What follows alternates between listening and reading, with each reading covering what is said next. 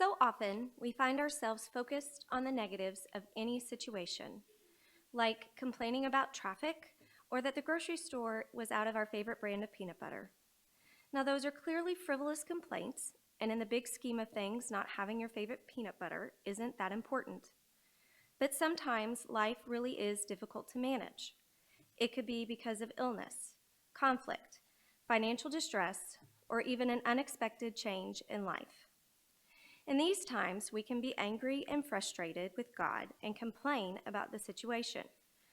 We see God's people exhibit this frustration throughout the Bible.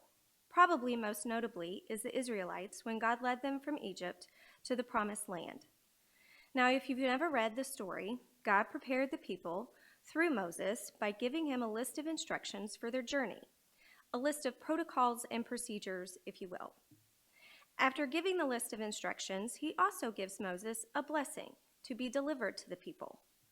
The book of Numbers, chapter 6, verses 22 through 26. Then the Lord said to Moses, "Tell Aaron and his sons to bless the people of Israel with this special blessing. May the Lord bless you and protect you. May the Lord smile on you and be gracious to you. May the Lord show you his favor and give you his peace." By following God's instructions, the Israelites would have his protection and everything they needed for the long journey. The journey was long and hard, and it did not take long for the Israelites to start complaining. God never promised them an easy and luxurious trip void of hardships. But nonetheless, the complaining started. And when the complaining and ungratefulness begins to creep into our lives, it challenges our relationship with God.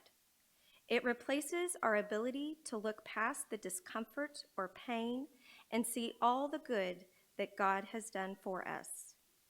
The Israelites had been saved by God from hundreds of years of abuse and slavery. God had saved them and promised them a new land of beauty and bounty. But instead of focusing on God's blessing of protection, grace, favor, and peace, their blinders only allowed them to see the negatives, the hardships of their journey. Now, if you know the story, the complaining and ungratefulness really upset God, and there were consequences for their ungrateful attitudes.